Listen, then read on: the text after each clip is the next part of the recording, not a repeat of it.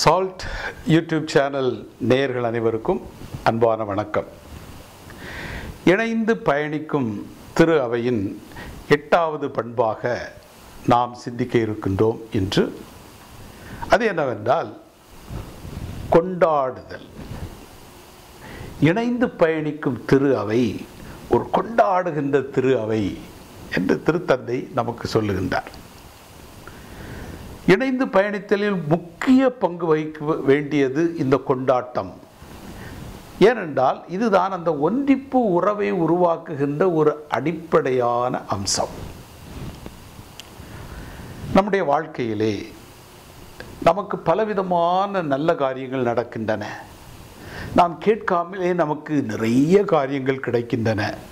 நம்முடைய வாழ்க்கைக்கு தேவையான அனைத்துமே நமக்கு ஒரு கொடையாக தரப்பட்டிருக்கின்றன. இப்படி கொடையாக நாம் பெற்றிருக்கக்கூடிய ஒவ்வொன்றையும் நினைத்து நமக்கு ஒரு நன்றி உணர்வு மேலோங்கி வர வேண்டும். அப்படி நன்றி உணர்வு மேலோங்கி வரும்போது அது கொண்டாட்டமாக வெளிப்படுகின்றது. இந்த நன்றி உணர்வு இருந்தால்தான் ஒரு கொண்டாட்டம் அர்த்தம் பெறும். இல்லாவிட்டால் நம்முடைய கொண்டாட்டங்கள் ஏதோ மேலோட்டமாக ஒரு கடமைக்காக கொண்டாடுகின்ற ஒன்றாக இருக்கும். அது பணச்செலவும் நேர செலவும் தான் அதிகமாக இருக்குமே தவிர அந்த நன்றி உணர்வு அங்கே இருக்காது. எனவே வாழ்க்கையில் நமக்கு பலவிதமான பிரச்சனைகள் இருக்கலாம், துன்பங்கள் இருக்கலாம், கவலைகள் இருக்கலாம். ஆனால் இந்த துன்பங்கள் கவலைகளுக்கு மத்தியிலும் சில நல்ல காரியங்கள் நடக்கின்றன. நமக்கு மட்டுமல்ல, மற்றவர்களுக்கும் நல்ல காரியங்கள் நடக்கின்றன. நல்ல முயற்சிகளை நாம் செய்கின்றோம், சில வெற்றிகளை நாம் பெறுகின்றோம். இவற்றுக்கெல்லாம் ஒரு நன்றி உணர்வோடு நாம் கொண்டாடும் போது நம்முடைய எதிர்காலத்தை இன்னும் சந்திப்பதற்கு, எதிர்கொள்வதற்கு நமக்கு ஒரு சக்தி கிடைக்கிறது. எனவே இந்த கொண்டாட்டம் என்பது அந்த ஒன்றிப்பு உறவை உருவாக்குவதற்கு மிகவும் மிகவும் முக்கியமானது. எதிர்காலத்திலே நாம் புதிய புதிய முயற்சிகளை மேற்கொள்வதற்கும் தேவையான பல காரியங்களை செய்வதற்கும் இந்த கொண்டாட்டம் நமக்கு ஒரு உந்து சக்தியை தந்து கொண்டே இருக்கும். ஆக இணைந்து பயணிக்கும் திரு அவையிலே இந்த கொண்டாடுகின்ற ஒரு பண்பாட்டை நாம் வளர்க்க வேண்டும் என்று திருத்தந்தை சொல்லுகின்றார்.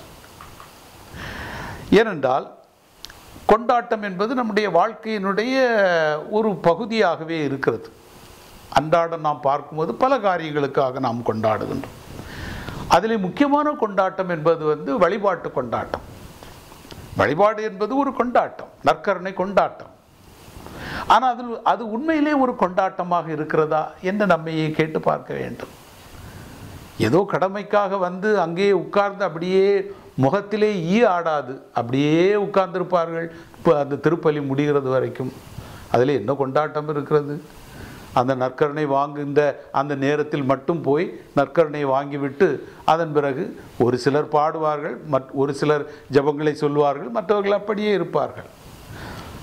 ஆனால் நற்கருணை கொண்டாட்டம் என்பது ஒரு உண்மையான கொண்டாட்டமாக இருக்க வேண்டும். அது ஏதோ அங்கு அருட்பணியாளரும் அந்த பாடகர் குழுவும் ஒரு சிலரும் மட்டுமே மாறி மாறி சொல்லுகின்ற ஒன்றாக இல்லாமல் அங்கு கூடியிருக்கின்ற அத்தனை பேரும் கொண்டாடுகின்ற ஒரு கொண்டாட்டமாக இருக்க வேண்டும்.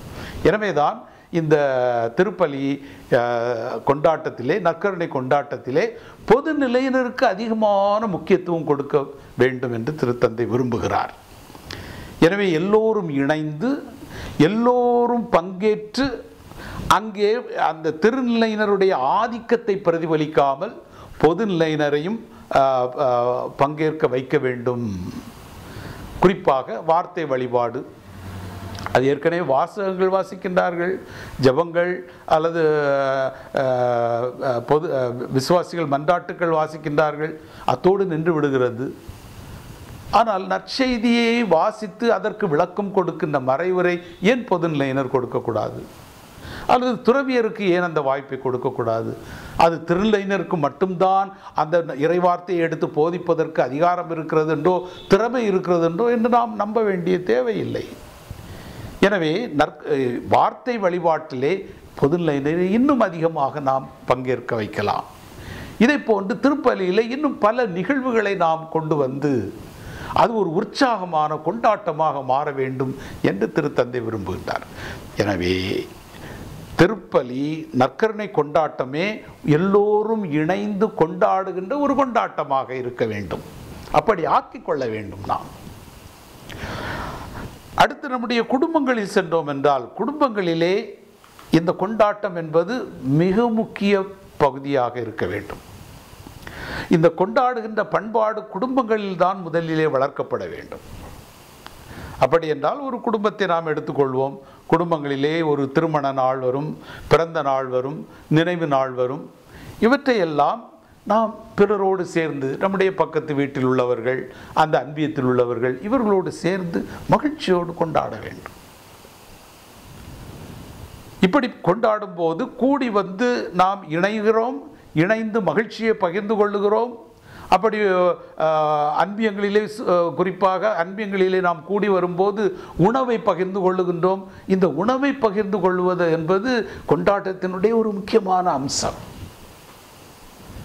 அதிலும் குறிப்பாக நாமே சமைத்து அதை பகிர்ந்து கொள்வது இன்னும் சிறப்பு. ஹோட்டலில் ஆர்டர் பண்ணி அங்கே விளம்புவாங்க, அந்த உணவல்ல முக்கியம். நாமே கூடி வந்து சமைத்து அதை பகிர்ந்து கொள்ளும் போது அது ஒரு மகிழ்ச்சி, அது ஒரு பெரிய கொண்டாட்டம். அந்த காலத்திலே அசனம் என்று சொல்வார்கள். அசனம் என்று சொல்வது சமையல்காரர்களை வைத்து சமைப்பதல்ல, மக்களே கூடி வந்து எல்லா வேலைகளையும் செய்வார்கள். அப்படி செய்து கொண்டாடுவது. அதே போல்தான் அந்த பழைய காலத்திலே திருமணம் என்றாலும் சரி, பல நல்ல நிகழ்வுகள் வீடுகளிலே நடக்கும்போது அவர்களே சமையல் செய்வார்கள். குடும்பத்தில் உள்ளவர்கள், உறவினர்கள்லாம் வந்து காய் கறிகளை எல்லாம் வெட்டுவதும் அறிவதும், சாப்பாட்டுக்கு உதவி செய்வதும் விளம்புவது எல்லாமே அவர்கள் அப்போ அந்த உணவை பரிமாறுதல் என்பது ஒரு சிறந்த கொண்டாட்டமாக அது மாறிவிடுகிறது. ஆக அந்த இது இணைந்து பயணித்தலுக்கு மிகவும் முக்கியமான ஒன்று என்று திருத்தந்தை சொல்லுகிறார். அது மட்டுமல்ல, இன்று ஆலயங்களிலே அல்லது பல அமைப்புகளிலே அல்லது அன்பியங்களிலே அல்லது குடும்பங்களிலே ஒரு இன்ப சுற்றுலா செல்வது, அதுவும் இந்த கொண்டாட்டத்தினுடைய ஒரு முக்கியமான அம்சம். குறிப்பாக குடும்பத்திலே குடும்பமாக சேர்ந்து வெளியே சென்று உல்லாசமாக அந்த நேரத்தை அவர்கள் கழித்து விட்டு வருவது மிகவும் மிகவும் முக்கியம்.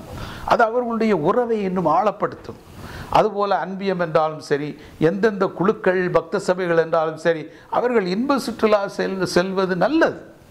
அந்த இன்ப சுற்றுலாவிலே போய் அனைவரும் மகிழ்ந்து கொண்டாடி ஆர்ப்பரித்து வருவது அவர்களுடைய உள்ளத்திலே ஒரு எழுச்சியையும் மகிழ்ச்சியையும் கொண்டு வரும்.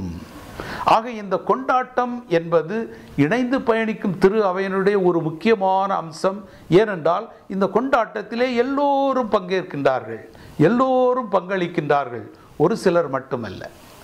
எனவே இந்த மாதிரியான ஒரு கொண்டாட்டத்தை நாம் இந்த இணைந்து பயணிக்கும் திரு அவையிலே கொண்டு வர வேண்டும் என்பது இந்த திருத்தந்தை நமக்கு கூறுகின்ற ஒரு முக்கியமான பண்பு.